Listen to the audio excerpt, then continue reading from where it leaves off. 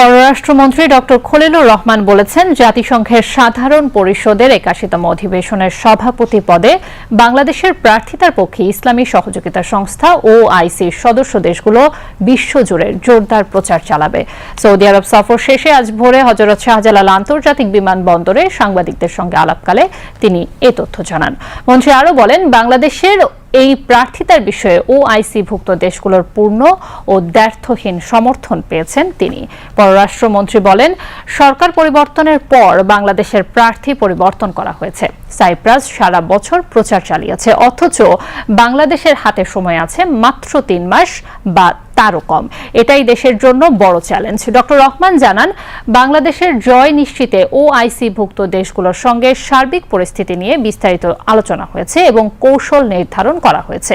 তিনি বলেন, বাংলাদেশ তাদের পূর্ণ ও সুস্পষ্ট সমর্থন পেয়েছে। পররাষ্ট্রমন্ত্রী আরও বলেন, OIC-ভুক্ত দেশগুলো কেবল ভোট দেওয়ার প্রতিশ্রুতি দেয়নি, বরং ঢাকার পক্ষে বিশ্বজুড়ে সক্রিয়ভাবে প্রচারও চালাবে। তিনি জানান, প্রত্যাশা অনুযায়ী ফিলিস্তিন কয়েকদিন আগে তাদের প্রার্থিতা প্রত্যাহার করে নিয়েছে। ফলে 2026-27 মেয়াদের জন্য এই পদে বাংলাদেশের মূল প্রতিদ্বন্দ্বী এখন শুধু সাইপ্রাস। প্রধানমন্ত্রী তারেক রহমানের পররাষ্ট্র বিষয়ক উপদেষ্টা হুমায়ুন কবির OIC দেশগুলোর এই সাড়াকে অত্যন্ত উৎসাহব্যঞ্জক বলে বর্ণনা করেছেন।